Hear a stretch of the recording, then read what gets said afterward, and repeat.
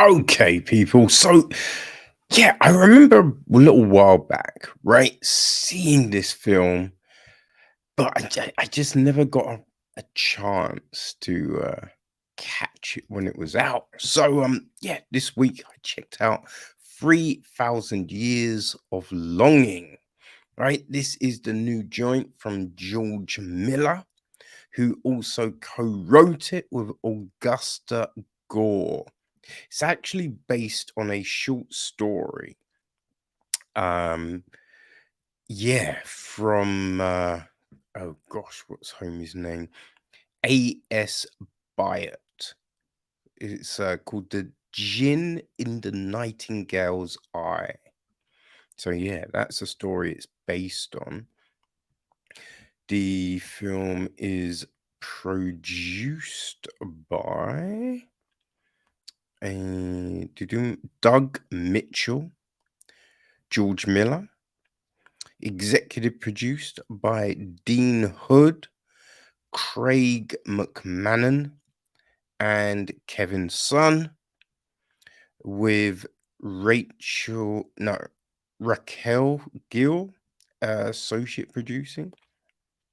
Tom Hulkenberg handles the music. John Seal, cinematography. Margaret Sexil edits the piece. Nikki Barrett handled the casting. Roger Ford, production design. Art direction, we have Nicholas Dare and Sophie Nash. Lisa Thompson is set decoration. Costume design is Kim Barrett. Hair, makeup, prosthetics, all of that stuff is Sheldon Wade. Leslie Vanderwalt, Bridie Stone, Murat Polat, Terry Farmer, Lara Jade Birch, and Lily Belnick. And our cast. Well, we have Ophelia, who is played by Tilda Swinton. Have the Djinn, played by Idris Elba. There's Professor Gunham, played by Adil Yazragdulu. Um, a British council lady who is with him is played by Sabrina Dawar Elba. Um, there is an airport Djinn played by Sarah Holbert. A pale Djinn played by Sefian Azdemir. We have the Queen of Sheba, right, played by Amita Lagoon. King Solomon is played by Nicholas Maswad. There is Gultan, who is played by Essie Yaxel. Prince Mustafa, played by Matteo Boselli. Sultan Suleiman, played by Lucky Holm. Huriam, played by Megan Gale. Murad the Fourth, played by Ogalah Khan Aman Uslul. Ibrahim, played by Jack Brady. Kuzem, played by Zerin Tekindor. Sugarlump, played by Anna Adams. We have the Old Merchant, played by Vincent Gill. Zephyr, played by Burku Golgedar. Uzmet, the Jocular, played by David Collins. The Old Storyteller, played by George Shevstov. There's Clementine, played by Melissa Jaffa, and Fanny, played by Anne Colston, who are Ophelia's neighbors. There's Orphan's Pa, played by Pierre Thunderbolt. Sunil, played by Barack Ozturk. Um, a younger version of Ophelia is played by Aaliyah Brownie. Enzo, played by Abel Bond. Jack, played by Peter Bertoni. Sheba's handmaiden, is played by Anf- Afantu Usman.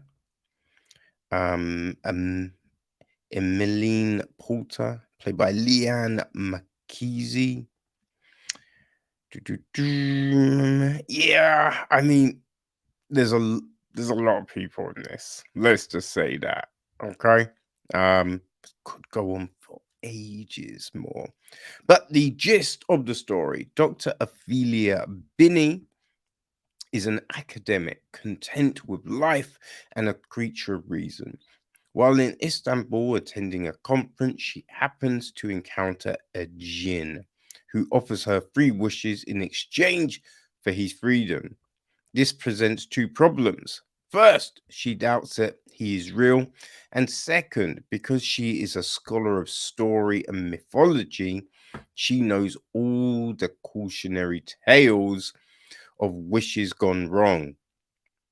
The Djinn pleads his case by telling her fantastical stories of his past. Eventually, she is beguiled and makes a wish that surprises them both. So, yeah, that's the story. Now, I am a great fan of mythology. Right back in the day, man, in the 80s, there was this show called The Storyteller, which was narrated by John Hurt. I think it went for 2 seasons. 2 seasons. There may be a couple of specials in there. Was great though. So much fun. Jim Henderson's company did all the puppets and everything. It was so good. But yeah, those sorts of tales. Homer, right? All of those stories. Loved them. Sinbad. So this definitely when I realized what it was, I'm like, yo, I'm about this, man. I'm about this, right? Especially because, Arabian Nights, that's such a great story, right? Such a great story. And kind of this has its, origins in that, in the way this story is told. You know what I mean? Uh, so yeah, we have this scholar of they call it something. What is it called? A narratologist. Yeah, she's a scholar of mythology and story.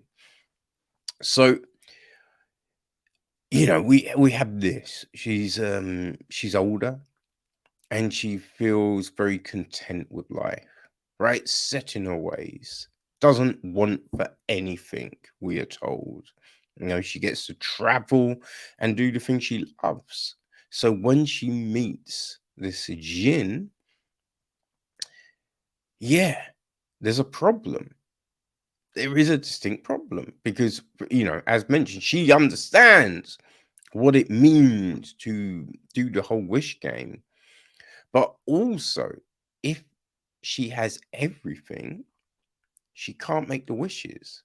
Because the wishes have to be something that you truly desire, right? Otherwise it won't work, right? So if you don't desire anything, how can you make the wish? Which, is an interesting part of this. It's like we get all of these tales spun to find out how the gin ended up in the bottle. I did think they made a mistake at one point, but that got addressed, which was good. Now, again, like this, the whole 2/3, but 2/3 of the film, I would say, are very much couched in this mythology, this storytelling, and we get these lavish tales, very rich chemistry and tapestry with these stories of wanting and mistakes and love and all of that kind of jam. And they're told very well. And I think the thing that I really enjoyed, just seeing such a diverse cast um, with diverse languages, you know? It was a lot of times with something like this, everyone would be white, everyone would talk in English. And it's just, and have just, British American accents. So it is nice to get something that is very rich in culture, with all the differences and things like that.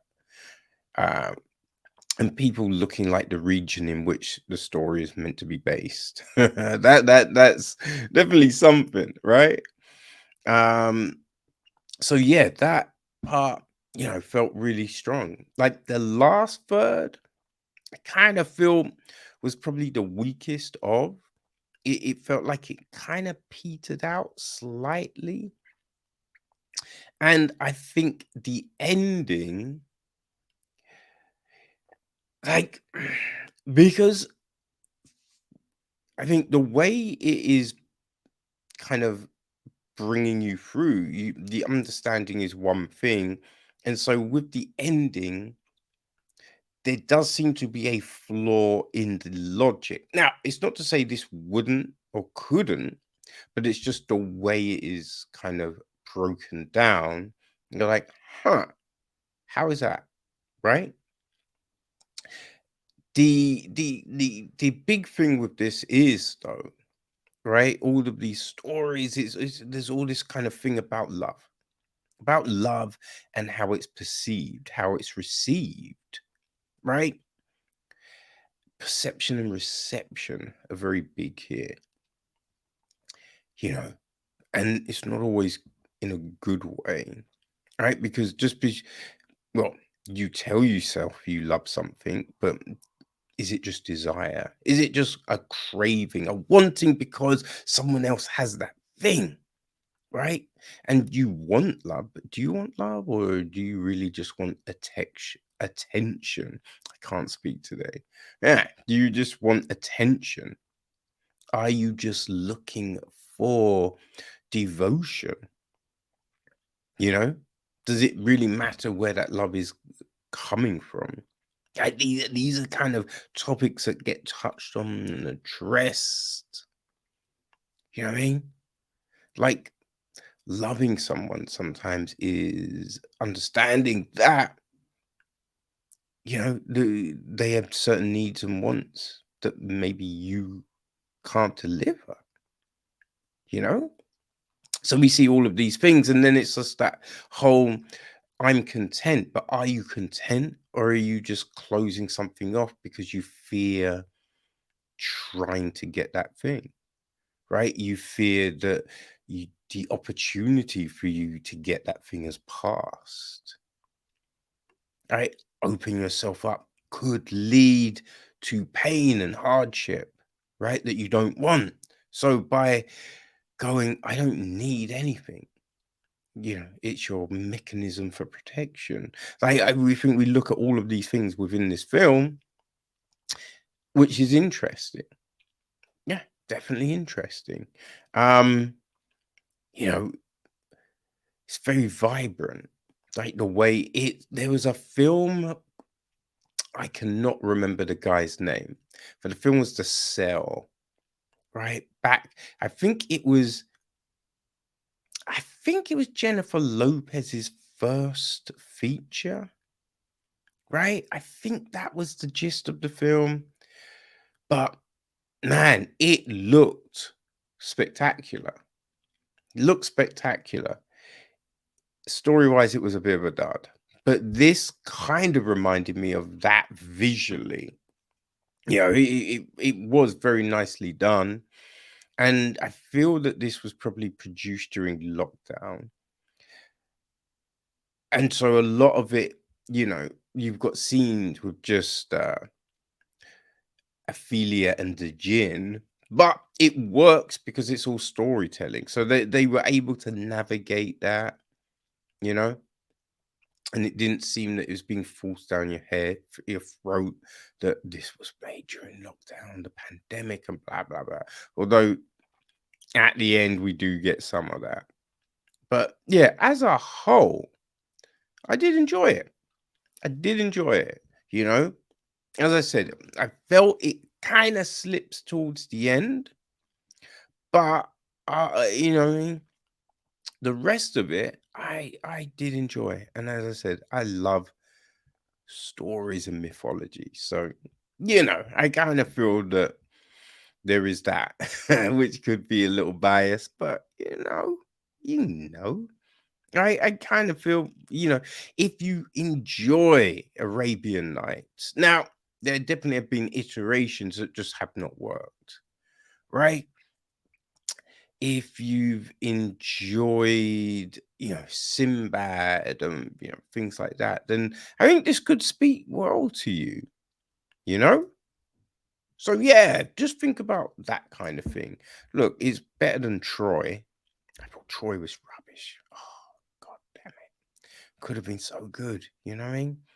But yeah, now it's not really like those films, but you know, Troy's myth, you know, Homer and all of that. So there are those connections. But yes, 3,000 Years of Longing is out now. Can watch it on Prime. I know that.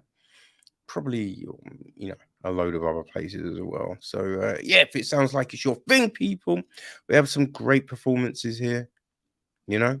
So it's definitely a solid film. So, yeah, people, there you go.